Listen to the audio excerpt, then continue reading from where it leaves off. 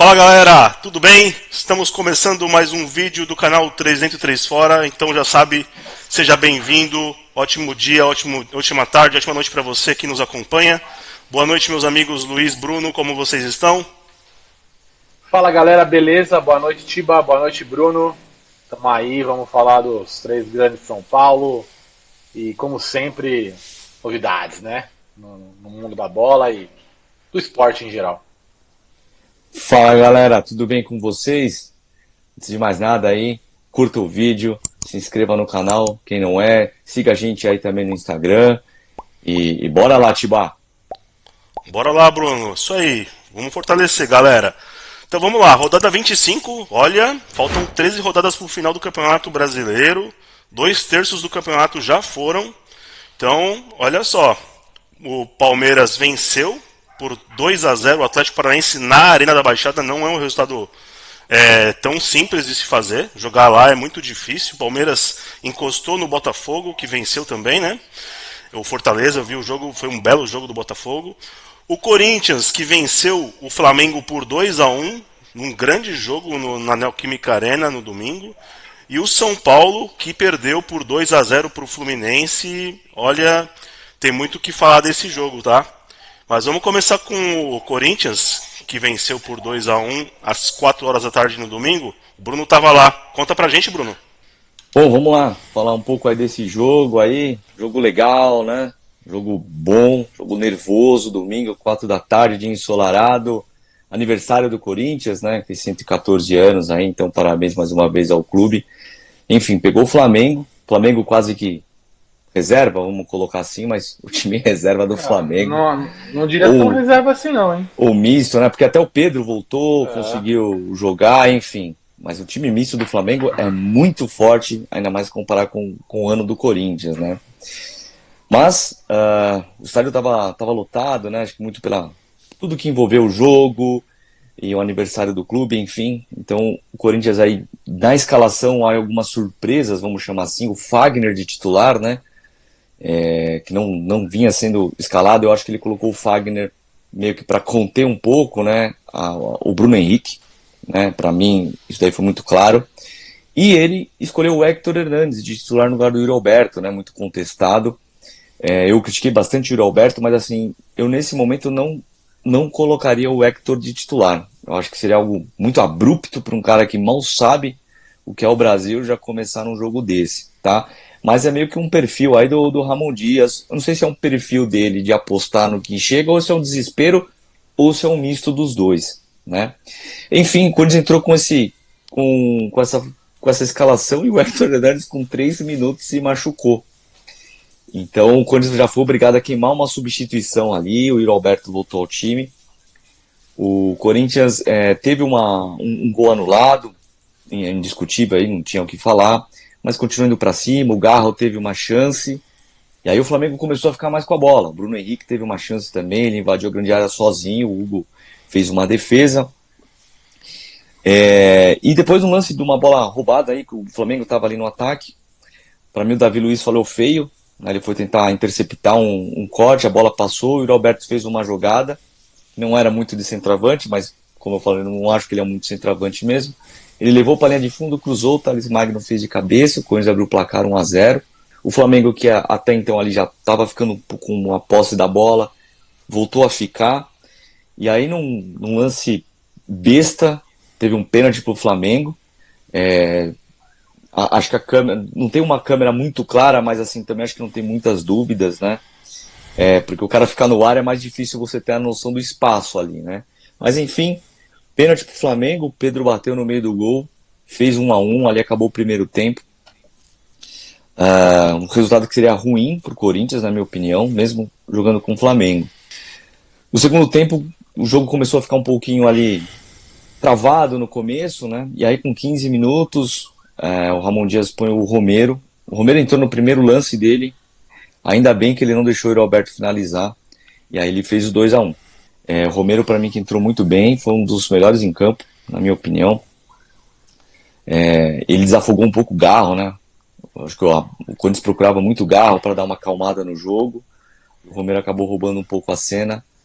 O jogo foi nervoso, O Flamengo foi para cima, mas depois não teve tantas chances claras. Teve um no começo do segundo tempo só, mas o Hugo, que o Corinthians pagou R$ 500 mil para ele jogar, fez uma boa interceptação. No final do jogo teve uma confusão ali com o Roberto, um lance que o juiz não deu falta, ele acho que ficou nervoso, aí entrou, deu uma tesoura no cara por trás, foi expulso. Enfim, foi esse o final do jogo, foi um jogo muito nervoso, ali a torcida do Corinthians levou como se fosse uma final mesmo, então, e tinha que ser, né? Por mais que o Corinthians continue no Z4, né? Mas foi uma vitória muito importante, né? Primeiro pelos 3 pontos, que a gente precisava fazer, e o ânimo, né? Porque você, além de vencer depois de tantas rodadas sem fazer os 3 pontos, você vence um grande adversário, né? Então é isso que eu tinha para falar do jogo. Não sei se vocês querem fazer alguma pergunta, comentar. Eu vi o jogo praticamente inteiro, né? Eu vi muita gente falando, o Flamengo decepcionou, né? Cara, o Corinthians entrou como se fosse final de Copa do Mundo e tinha que ser assim. E o Corinthians não tem culpa que o Flamengo não mobilizou o seu time para esse jogo. Tá? Para mim, mérito. Não dá para tirar o mérito do Corinthians, sabe? Eu vi muita gente tirando o mérito do Corinthians. Para mim, o mérito foi do Corinthians, não um demérito do Flamengo. O Flamengo, tudo bem, entrou talvez ali numa rotação mais baixa e o Corinthians entrou a 200 por hora. Né? O Corinthians jogou no seu limite, eu acho, tá? E conseguiu essa bela vitória contra o Flamengo. Destaque novamente o Garro, né? A hora que a bola, o Flamengo não quis marcar o Garro, assim, ignorou uma marcação especial e o menino jogou o jogo inteiro sozinho. E a bola que ele teve, ele colocou o Romero na cara do gol. O Romero teve ali a tranquilidade para só tirar do goleiro, né? Mas o Flamengo, entre aspas, menosprezou o Corinthians. Jogou, vai dar, a hora que der, a gente vai empatar, vai virar. E o Corinthians, com muito mérito, jogou a 200 por hora, como se fosse uma final de Copa do Mundo, tinha que ser. Então, para mim, o mérito do Corinthians e o Flamengo é o que eu falo já há um tempo. O problema de Flamengo e Palmeiras. O Flamengo mais ainda, é um time muito arrogante. Então, tem muitos jogos que ele tranquilo. Então, o Flamengo está em 3 competições ainda. Não vejo o Flamengo brigando pelo título brasileiro, tá? Acho que o Flamengo vai olhar mais para a Libertadores e a Copa do Brasil, até pelo chaveamento do Flamengo, acho que favorece muito. E o Corinthians fez o que tinha que fazer, venceu o jogo. Claro, como o Bruno falou no vídeo lá no estádio. É um primeiro passo, né? Tem muita coisa para fazer ainda, mas é sempre bom ganhar do Flamengo, né? O maior orçamento do Brasil, um time totalmente estrelado, que nem o Bruno falou. O time reserva do Flamengo hoje é inacreditável, né? Não acho que era um time totalmente reserva, tá? Acho que era um misto ali. O Davi Luiz falhando é uma parada que sempre aconteceu na carreira dele, né? Mas muito mérito do Corinthians, o Corinthians está de parabéns aí pelo aniversário do nosso maior rival. Vem o Flamengo, Botafogo falar de rivalidade com o Palmeiras, que rivalidade é com o Corinthians e com o São Paulo, ponto. Mais com o Corinthians, né? Mas foi um belo jogo. O Corinthians tem que estar feliz, tem que comemorar mesmo. Tem 15 dias pelo menos para dar uma descansada, né? Parabéns aos corintianos pelo 114. Parabéns para vocês. E uma situação que eu queria ver com você, Bruno. Tudo bem, eu acho que o Corinthians jogou em uma rotatividade acima, uma intensidade. Como o Luiz falou, o Corinthians jogou no limite. E é assim que ele tem que ser até o final. Se ele quiser escapar do rebaixamento, vai ter que ser nessa rotatividade que ele tem que jogar, pelo menos os jogos dentro de casa. E o Flamengo, ele não é um time de intensidade, como a gente tinha falado há pouco tempo atrás. É um time de muita qualidade técnica que pode decidir um jogo a qualquer momento. Só que assim, eu não sei se vocês têm essa impressão ou não. O Tite não mudou um pouco a característica dele como treinador? O time do Tite costumava ser mais organizado defensivamente, era um time mais compacto, que defendia em blocos. E eu não vejo isso no Flamengo. Então, assim, isso é um pouco do Tite ou é um pouco dos jogadores, na opinião de vocês? Vou falar rapidinho, já passo pro Bruno finalizar o assunto. Cara, o Tite no Flamengo, eu acho que todo mundo que olha fala assim, o que esse cara tá fazendo aí? Não é a cara dele, não tem o espírito dele. É um trabalho que, na minha opinião, bem abaixo do Tite. É um trabalho assim, tô me pagando bem aqui, eu vou ficar aqui, o time é muito bom, provavelmente eu vou ganhar alguma coisa, né? Claro, difícil o Flamengo, pelo menos a Copa do Brasil, vai. A Libertadores eu acho mais complexa, tem o Botafogo, tem o São Paulo, tem o River numa provável final. Mas o Tite tá ali, cara, recebendo o salário dele. Eu duvido que ele termine o ano no Flamengo. Ano que vem, o Tite tá fora. É muito claro, não casa com ele. O time, tecnicamente, é muito bom, mas não está organizado, não tem a cara do Tite, na minha opinião. É exatamente o que você falou, Tiba. É até estranho ver o Tite ali. Não é uma mistura homogênea, né? O Tite com o Flamengo e com o que o Flamengo oferece, né? Porque se você pegar todos os times do Tite, aí a parte defensiva era muito robusta, tal, não sei o quê. O Flamengo é diferente, até pelos jogadores que tem. Então ele talvez não consiga nem implementar o que ele quer, ou ele vai não aproveitar tantos talentos que ele tem, né? E eu acho que ele foi muito mal ontem quando ele tirou o Eric Pulgar. O Pulgar estava marcando bem ali, e aí ele tirou, colocou um recém-contratado, se não me engano. O E ali, Alcaraz. e aí meio que abriu um pouco ali um espaço, né? Porque o Tite, o Corinthians sofreu com muitos times na arena esse campeonato, justamente por jogar fechado e tudo mais, que é o que o Tite mais sabe fazer. Então, se o Tite implementasse aquilo que ele sabe de melhor, o Corinthians ia sentir mais dificuldade. Mas como é um Flamengo, os jogadores gostam de ficar com a bola, né? O Gerson é um belíssimo jogador. Para mim, o Tite não consegue fazer o que ele sempre fez nos outros times. Sabe o que eu acho, Bruno? A hora que ele tira o Pulgar e coloca o Alcaraz, na minha opinião, é mais uma prova de que ele tratou o jogo assim. Cara, agora o Corinthians tomou o gol, o Corinthians vai recuar, o Corinthians vai ficar com medo do Flamengo. Eles não vão atacar a gente. Eu vou colocar o Alcaraz, nós vamos ter mais posse de bola lá na frente e o Corinthians não vai sair. E o Corinthians tentou sair, você viu? O Corinthians tentava jogar. Então, assim, ele tratou o jogo como se fosse um Flamengo e Madureira, velho. Essa é a verdade. Péssima tarde do Flamengo. Tite totalmente perdido, mas eu ainda continuo dizendo, para mim, mérito do Corinthians. O Corinthians jogou, fez o que tinha que fazer, explorou os erros, né, os espaços que o Flamengo deixou, e bola na rede, 3 pontos e um abraço, tchau. Bruno, vou fazer uma pergunta bem simples pra você, vai. Matheus Bidu. Hoje para mim, ele é o principal dos laterais esquerdos que nós temos no elenco. De provável descarte no começo do ano, é ele que é o titular. Tá? Ainda mais esse esquema com 3 zagueiros, que dá uma liberdade para ele subir. Ainda mais quando ele põe o Fagner do outro lado. Porque aí quando ele põe o Fagner, ele meio que sustenta um pouco mais a parte defensiva, então dá liberdade pro Bidu. E o Corinthians, na minha opinião, ele não aproveitou muito o ataque do lado esquerdo. Eu acho que poderia ter aproveitado. Ele teve uma chance de cabeça, mas né, ele cabeceou muito mal. Mas hoje, para mim, ele é o lateral esquerdo titular do Corinthians. Só para fechar, a notícia que saiu aí, já há algum tempo aí, a principal organizada do Corinthians, a Gaviões da Fiel, começou aí algumas reuniões com a Caixa para a quitação da arena, né? E o Corinthians nesse domingo aí aprovou, autorizou a sequência disso. Então, a explicação a grosso modo o Corinthians agora vai entrar em contato com a Caixa para como se fosse liberar uma chave Pix para que todo o dinheiro que entrar através dessa conta seja debitado aí do valor pendente aí em relação à arena. Então vamos esperar aí as próximas semanas para ver se isso vem à tona mesmo. E aí a minha sugestão aí ao corintiano que queira contribuir, que contribua, mas que antes primeiro tenha a certeza do destino disso daí, sabe? Que tenha as fontes certas, né? E tenha a garantia de que vai para o lugar certo. Eu acho que é uma boa iniciativa e, enfim, qualquer R$ 1 que entrar já fez um resultado, né? E, dependendo do que movimentar, pode ser um movimento que vai ser talvez até comparado com a democracia.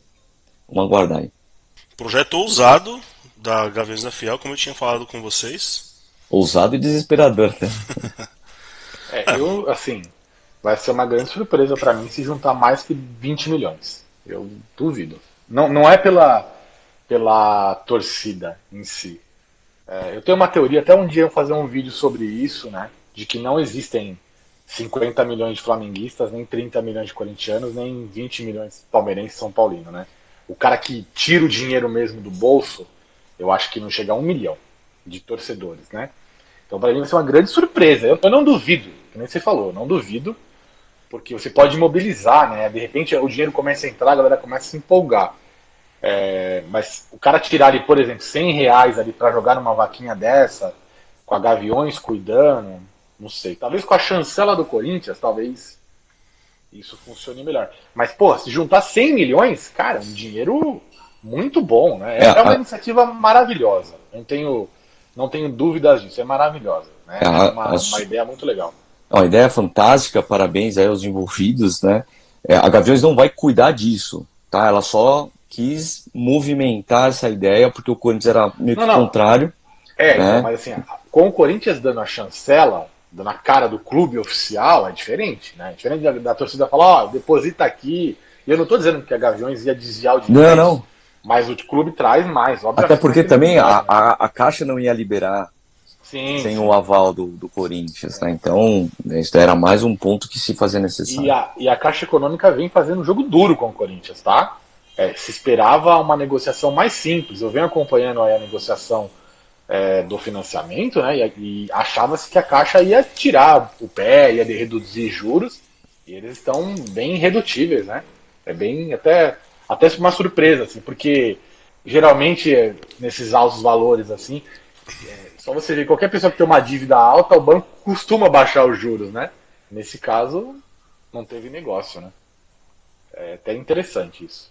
Vamos lá, vamos falar do Palmeiras. Palmeiras que venceu o Atlético Paranaense por 2-0 lá na Liga Arena. Jogo, um estádio difícil de se jogar. O Estevão deitou e rolou no jogo. Conta pra gente, Mion, como foi o jogo? Bom, vamos falar aí de Palmeiras e Atlético Paranaense. Mandar um abraço lá pro pessoal consulado lá de Curitiba, torcida do Palmeiras que dá um apoio quando o nosso pessoal vai para lá, né? O pessoal do Arrasta costuma ir para lá, para Curitiba. Então é o consulado de Curitiba quem recebe o pessoal. Então, abraço. Fica aí a minha consideração por vocês. Palmeiras fez o melhor jogo do ano em relação a um jogo fora de casa, tá? Palmeiras dominou do primeiro ao último minuto o jogo. O Maurício ganhou o espaço do Veiga no time, né? O Veiga que está em uma fase, né? Hoje banco do Palmeiras. E eu vou destacar primeiro essa trinca aí, né? De Caio Paulista, Felipe Anderson e Maurício pelo lado esquerdo, tá? O Caio Paulista é uma grande surpresa para o palmeirense. Ele vem evoluindo. Eu diria que hoje, se o Piquerez não estivesse lesionado, o Piquerez seria o titular, mas o Caio Paulista seria o reserva imediato. E todo palmeirense hoje não reclama do Caio Paulista. O Caio Paulista vira um jogador que a gente olha e fala: Caio Paulista, beleza, não está mais comprometendo, vem jogando bem, quase fez um golaço ontem. Então é uma surpresa aí, uma aposta do Abel, né? O Caio Paulista vem mostrando aí que pode ser útil, né? Palmeiras que fez 1-0 com o Maurício no primeiro tempo, mas teve outras oportunidades. E no segundo tempo, numa jogada ali pela direita, o Wesley, aliás, o Estevão, deitou e rolou para cima do zagueiro, fez o que quis, fez o segundo gol. O Palmeiras teve muitas oportunidades, o goleiro do Atlético foi o melhor em campo. O Atlético teve uma chance, uma cabeçada ali que foi na trave, né? O cara ganhou do Gustavo Gomes. Mas foi uma bela partida do Palmeiras que chega aí aos 47 pontos. Eu fiz uma conta rápida e eu diria para você que o Palmeiras hoje depende dele para ser campeão. São 13 jogos, é óbvio, tem muito jogo ainda, mas o Palmeiras tem confronto direto tanto com o Fortaleza, tanto com o Botafogo. Como a diferença do Botafogo é de 3 pontos, o Palmeiras está dependendo dele. Né? O Fortaleza tem um jogo a menos, tá?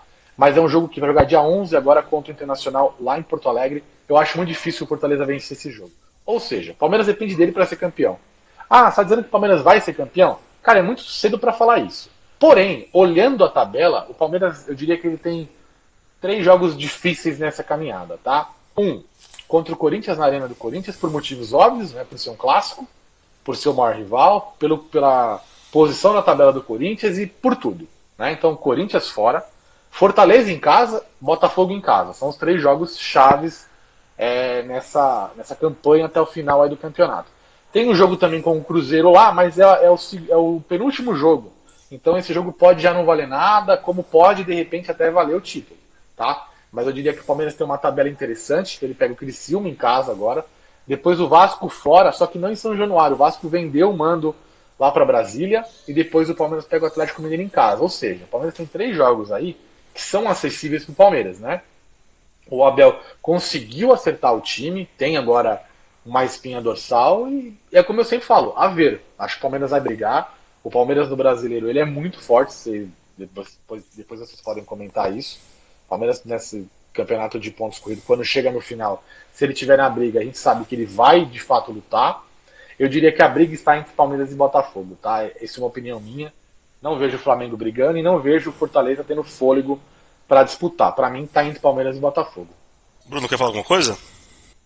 Eu acho que muito mais do que a tabela, né, é o fato do Palmeiras agora estar 100% focado no brasileiro. Tanto o Fortaleza quanto o Botafogo tem uma outra Copa que eles vão depositar, talvez, mais, mais ênfase do que o próprio brasileiro. Então, acho que além desses jogos que o Palmeiras pode ter mais acessíveis, Fortaleza deve poupar alguns jogos, o próprio Botafogo, né? Até esse jogo com o Atlético Mineiro, que poderia ser um jogo difícil, às vezes pode cair, não sei quando vai ser, mas sim, pode cair ali entre um confronto com o Fluminense, enfim. Então acho que o Palmeiras realmente agora é o mais forte candidato por conta disso daí. Se Botafogo cair pro São Paulo, ou Fortaleza cair... O Fortaleza não acredita. Mas assim, se o Botafogo cair pro São Paulo, ou o Flamengo cair precocemente, aí eu ainda acredito que pode ter alguma coisa. Mas falando um pouco aí do Palmeiras, Luiz, fazer uma pergunta, porque já é o enésimo vídeo que você elogia o Estevão, né? Não somente você, né? E com todo o mérito e tal. E a gente sabe que o Estevão já tem uma data que ele vai deixar o Palmeiras.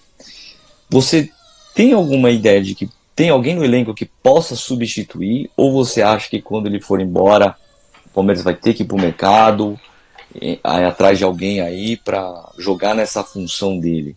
Sei que é muito precoce essa minha pergunta, mas o Palmeiras é um time que se estrutura muito bem. Então ele já traz alguns jogadores visando daqui 6 meses ou até um pouco mais. Então, você acha que... Como que você vê essa saída do Estevão?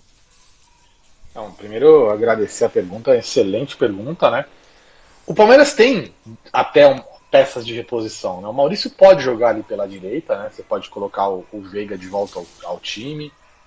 Peça até tem, mas o que o Estevão tá jogando hoje, eu não vejo ninguém jogando na América do Sul. Então, assim, ele é insubstituível. O Estevão saindo, você vai mudar completamente a característica do Palmeiras. E acho que se ele estivesse jogando em qualquer outro clube, seria a mesma coisa. É o Paris Saint-Germain perder o Mbappé. O jogo era em função do Mbappé. Tá? Então, assim, o Palmeiras vai ter muito mais dificuldade sem o Estevão do que teve sem o Endrick. Tá? Com o Endrick, o Palmeiras... não vou dizer que o Flaco supriu a ausência do Endrick, mas o Palmeiras conseguiu ainda se ajeitar. O Estevão não, o Estevão entrou ali no lado direito e ele passou a ser o dono do Palmeiras. A bola vai toda hora nele. Né? Ontem, como eu te falei, até me surpreendeu o Palmeiras jogar algumas vezes pelo lado esquerdo, né? Com o Felipe Anderson soltando um pouco. Então, assim, o Felipe Anderson também pode fazer o lado direito, mas, cara, o que o Estevão vem jogando é muito difícil. O Estevão tem a data já para sair, né? O Palmeiras conseguiu negociar que ele vai depois do Super Mundial, né? O Palmeiras conseguiu negociar isso com o Chelsea. Mas, cara, vai sofrer muito. Muito. É muito difícil achar um jogador desse nível. Eu assim, de moleques que o Palmeiras acabou revelando, eu não vi ninguém parecido com o Estevão. Então, o Estevão, pra mim, é jogador aí de primeira prateleira. Deve se tornar um dos melhores do mundo até rapidamente, tá? Então, respondendo a sua pergunta, tamo na merda. Essa é a verdade. Tá certo.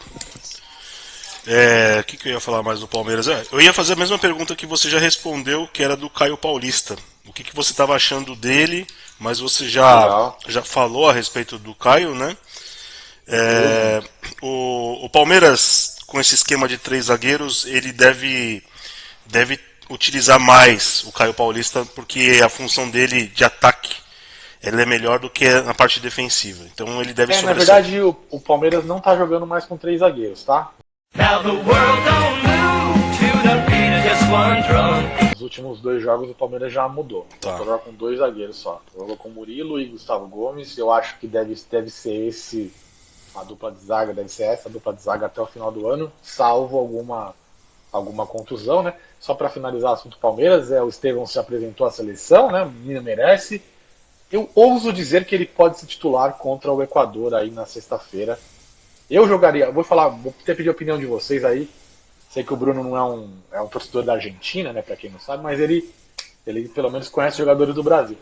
Eu jogaria da seguinte forma, tá? Paquetá, né? Que é o que tem ali. Paquetá. Luiz Henrique, Estevão de um lado, Luiz Henrique do outro e Pedro no meio, tá? E o Gerson um pouquinho mais para trás. Esse seria meu Brasil aí, meu time para enfrentar o Equador. A parte da frente, né? Tô só dando um exemplo aí, queria a opinião de vocês aí para finalizar o Palmeiras. Não, eu acho interessante e concordo, né?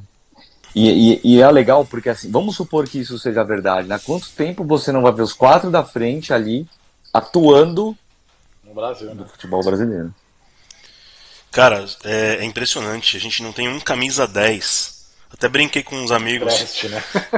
Eu até brinquei com os meus amigos. Eu falei assim, cara, o Garro, será que ele já foi para a seleção da Argentina? Porque ele poderia Não, ser naturalizado, de repente. Fácil. No, no. Ele va a jugar en Argentina, irá, Ô Tiba, Oi. vou até complementar o que você está dizendo. Sim. Para mim, o ataque teria que ser Estevão, Luiz Henrique e Pedro. O 10 não podia ser o Lucas? Poderia. Ele faz essa função no São Paulo quando não joga o Luciano, né?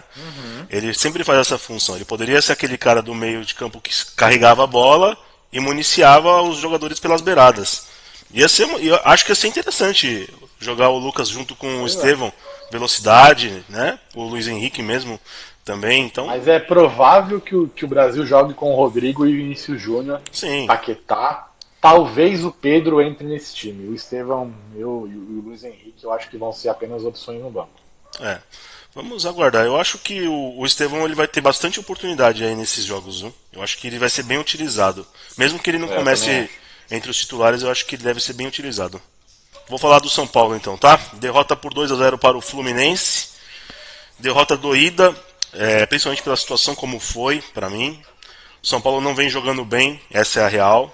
Depois do incidente que o São Paulo teve com o Nacional do Uruguai, da morte, infelizmente, da morte do Esquerdos, os jogadores do São Paulo parecem ter sentido um pouco o baque, apesar de eu não ter visto isso no jogo contra o Atlético Mineiro. Mas assim, o São Paulo tá num momento que precisa rever conceitos para a sequência do campeonato, das competições que ele está disputando, Libertadores e Copa do Brasil. Como a gente conversou, Copa do Brasil para mim tá bem difícil nesse momento. A Libertadores da América deve ser o principal objetivo do São Paulo, mas precisa remar. Esses 15 dias vão ser 15 dias em que o São Paulo precisa recuperar forças, mental principalmente, né, técnica e mental, mas o jogo de ontem foi horroroso. Com exceção ao garoto William Gomes, esse moleque é bom de bola também, eu não vi mais nenhum jogador em bom nível ontem. O Luiz Gustavo estava baixo, o Lucas estava baixo, o Arboleda, a dupla de zaga, Arboleda e Sabino mal, o goleiro Rafael péssimo, mais uma vez. Parece inseguro o Rafael, parece inseguro, vamos falar mais dele. O Caleri estava baixo, e sempre brigando, e o Luciano, quando entrou sem vontade nenhuma. É nítido que você vê que o Luciano não está querendo fazer o melhor dele no São Paulo. Tá? Não sei se fim da linha, o que se justifica isso, tá? Mas é o Luciano, né? É o Luciano. O São Paulo fez um mau jogo, o Fluminense foi melhor que o São Paulo, mereceu vencer por 2-0, só que tem um porém. O primeiro gol do Fluminense saiu de uma cobrança de falta ilegal do Thiago Silva. Esse árbitro Zanovelli, ele teve aí uns dias atrás um jogo contra o São Paulo, lá em Goiânia, na Copa do Brasil. Ele expulsou o Alan Franco. O Alan Franco, no final do jogo já, o Alan Franco tentando se desvencilhar das investidas do Thiago Galhardo, várias vezes, a câmera pegou isso. O cara, ele contemporizou, expulsou o Galhardo, expulsou o Alan Franco. Não contente com isso, expulsou o Zubeldia. Ali, para mim, a diretoria do São Paulo já teria que ter tomado uma posição. E isso vem acontecendo frequentemente com o São Paulo. Eu não sei vocês, com o clube de vocês, mas eu vejo com relação ao São Paulo. O São Paulo é aquele clube que sofre com algum problema com alguma arbitragem, faz uma reclamação formal, fica por isso, parece que os caras pegam a folha, jogam no lixo, fica por isso. Na semana seguinte, o mesmo árbitro que estava naquele problema, ele é escalado para o jogo do São Paulo. Então, assim, a diretoria do São Paulo, principalmente o Casares, ele precisa fazer alguma coisa assim, mais urgente nesse sentido. O Casares, ele é muito marqueteiro, ele gosta de tirar foto, de fazer pose, blogueirinho, tal, beleza. Só que essas coisas ele precisa enfrentar com mais força dentro da CBF. Não sei como que ele vai fazer. O São Paulo, historicamente, o São Paulo não tem um bom vínculo com a CBF.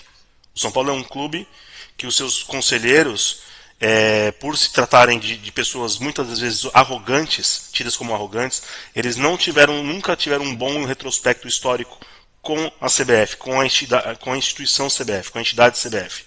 E isso prejudica muito o São Paulo nos bastidores. Tá? Você quer dizer que o São Paulo é roubado por causa disso? Não. Eu estou falando que o São Paulo ele não tem voz ativa para poder fazer alguma reclamação. E isso precisa ser mudado. Não é a primeira vez, não vai ser a última. Aquele Hillway está direto no VAR, aquela Daiane Muniz está direto no VAR. São as mesmas pessoas. Nós temos 20 árbitros no futebol. 20 árbitros que podem... Péssimos, mas são 20 árbitros. Por que você tem que escalar o mesmo árbitro em uma sequência de 3 jogos? Não tem cabimento um negócio desse. Né? Queria que vocês falassem um pouco a respeito do que vocês pensam disso. Bom, eu não vi o jogo do São Paulo porque era no mesmo horário do jogo do Palmeiras, mas depois eu vi toda a repercussão. Eu vou falar o que eu tô falando desde o começo do ano, desde quando a gente começou o canal. Você falou assim, não sei se o clube de vocês sofre com isso. Bom, Palmeiras, eu não preciso nem falar o que aconteceu aí na Copa do Brasil. Na Libertadores, o gol do Gustavo Gomes foi bem anulado, mas tem um pênalti no Flaco que ficou por isso. Tudo bem, a Libertadores está vinculada à Conmebol, mas a Copa do Brasil, Palmeiras e Flamengo, para mim, é um absurdo. Entre outros jogos, tá? Palmeiras, bom, não preciso nem falar, porque vai falar que eu sou chorão. Mas assim, o nível de arbitragem do Brasil é péssimo. O que você falou é verdade. O cara pega aqui, ó, mandei um ofício pra CBF.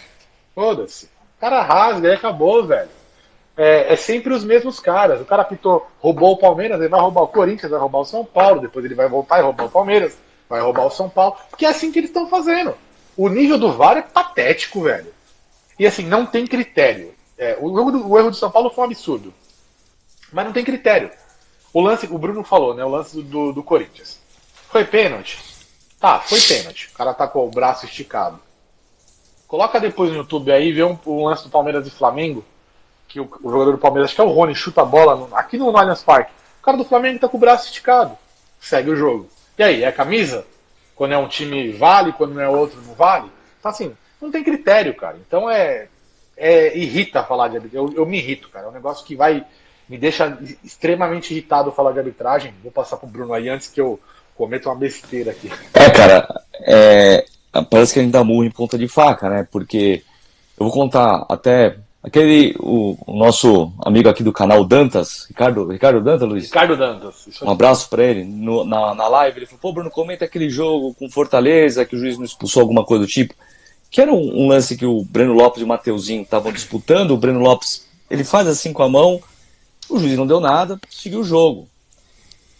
Quem acompanha o Juventude e Corinthians na Copa do Brasil, o gol que o Juventude faz numa cobrança de falta, a falta foi a mesma. O André Ramalho, né, numa disputa, ele fez assim, nessa daí o juiz deu falta. O que eu fico puto é a falta de critério que o Luiz falou. Que o sim seja sim, que o não seja não. Né? Porque assim, se for falta ali, tem que ser falta colar, né? E cara, ontem o VAR, ali no jogo do Corinthians, também no primeiro gol, eles tentaram traçar uma linha, eu falei, pô, bateu no Davi Luiz. Nem precisa traçar linha. Vocês estão querendo caçar pelo em ovo, sabe? Então cansa. E aí, Tiba, ofício pra mim não adianta bosta nenhuma. O que tem que ir é que nem o Renato Gaúcho fez quando veio jogar aqui com o Corinthians, aí o Corinthians foi e fez também, é isso. Tem que jogar no ventilador, tem que fazer esse carnavalzinho, porque eu acho que isso dá mais repercussão do que um ofício. Já foi-se a época que isso daí pudesse dar alguma coisa, cara. Ô Bruno, só para complementar o que você falou de falta de critério, né? O lance do pênalti ontem do Flamengo, para você ver o nível da arbitragem. Não tem critério. Segundo, o juiz está 3 metros do lance, não viu aquilo no campo, o cara não vê aquele lance. Então você vê, o cara não tem confiança, o cara não tem critério, ele fica esperando a muleta do VAR para ver se o VAR vai falar ou não. Então, cara, a arbitragem é tenebrosa. E outra coisa, se chamar no VAR, já era. O cara vai a favor do VAR. Mas é isso que a gente comentou no O último. cara O nunca juiz não vai tem mais falar e falar peito. assim, ó. Não, Vi, nunca. não concordo. Nunca. Mantenho a minha Nunca. posição. Não tem mais, acabou. Me assusta o cara não ver uma bola na mão daquela. Entre outros lances, tô dando esse lance porque é o último que saiu, tá? Que eu até acho discutível. Tô dizendo assim, é que tem que ser uma regra clara. A bola bateu assim, vai ser pênalti pra todo mundo. Mas você vê que o juiz não tem mais aquela. Eu não sei te dizer se é só muleta ou se realmente ele achou que não era e depois o VAR convenceu ele. Enfim, patético, horroroso, tenebroso a arbitragem. Então, mas é uma coincidência, né? Porque toda hora o VAR tá sempre certo. E você... Então... O único time que não tem VAR contra é o Flamengo, né? Impressionante, mas enfim.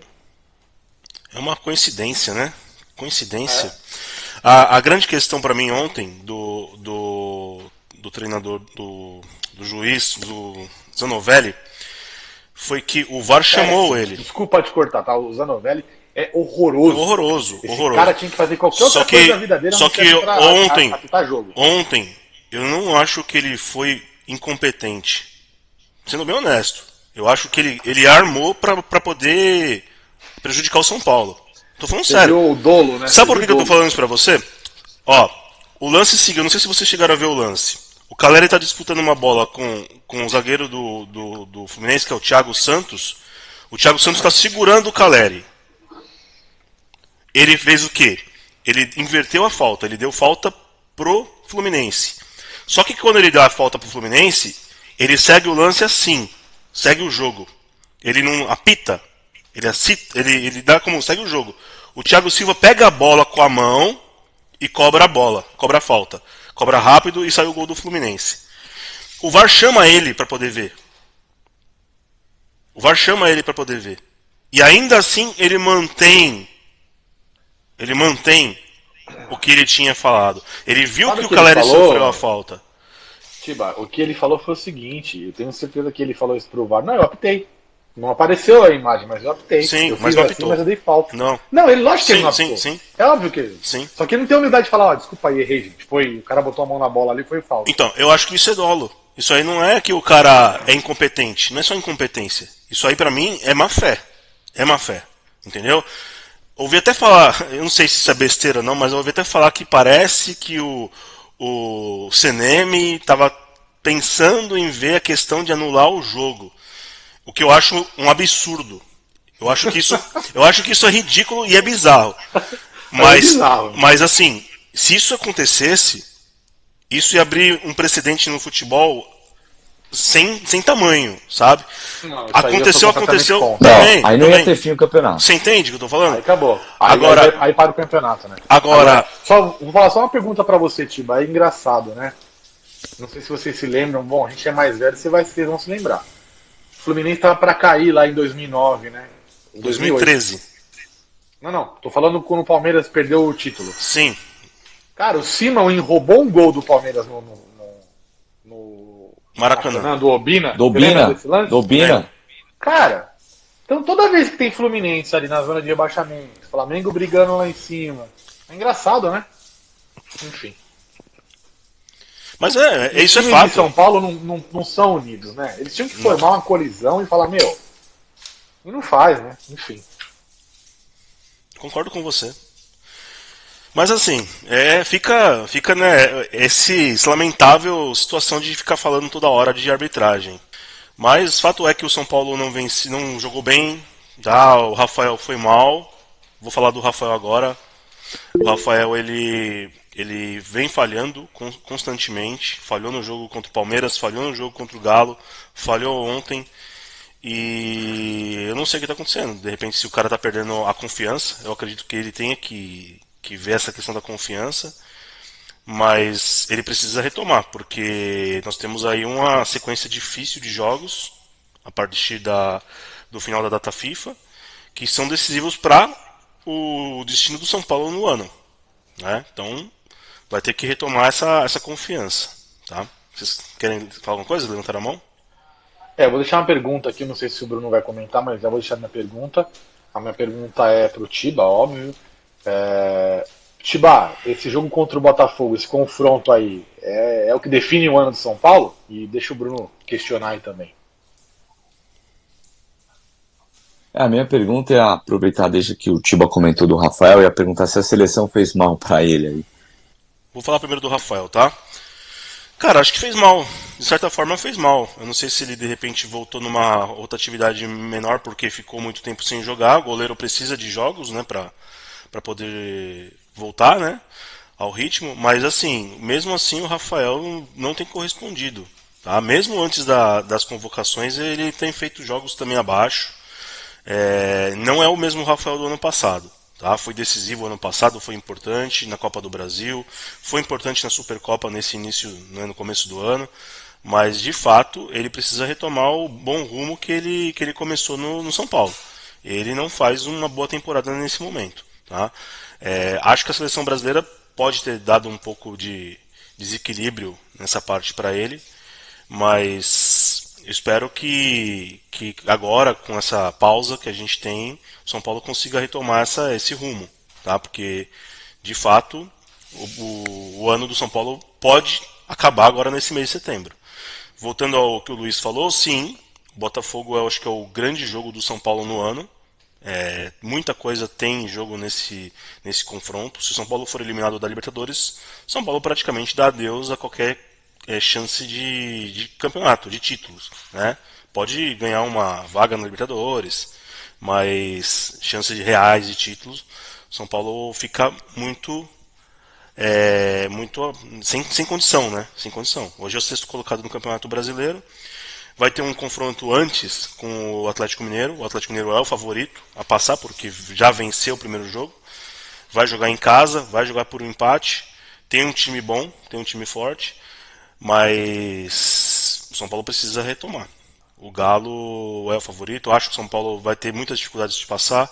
O Botafogo é um time mais forte que o São Paulo hoje, tá? No meu modo de ver. Que a gente estava falando, a mística do São Paulo com Libertadores, a camisa, a tradição, podem ser um diferencial para o São Paulo. Acho que o São Paulo tem que pegar muito isso, o fator Morumbi também, para poder igualar as forças com o Botafogo. Mas é aquilo, São Paulo passa do Botafogo também, vai fortalecido para a semifinal, talvez contra o Flamengo. Tá?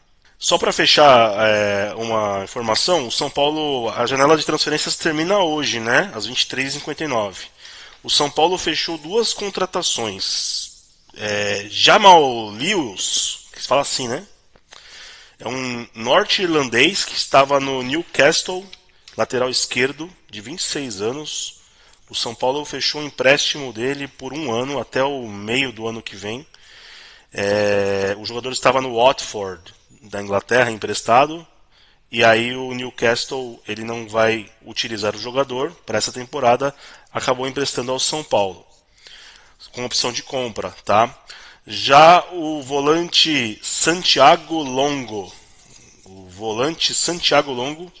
vem do Belgrano, da Argentina, também por empréstimo de um ano, $300 mil o valor que o São Paulo pagou para poder ter o jogador. A princípio, esses jogadores são uma espécie de tapa-buraco, na minha opinião. Né? São jogadores desconhecidos, eu não tenho muitas informações deles. Até busquei um pouco, mas realmente são jogadores que não têm muito destaque, não tem muito o que falar. Para mim é mais a questão do... o Casares ele quis tapar a boca do Zubeldia, né? De cobranças de jogadores para posição.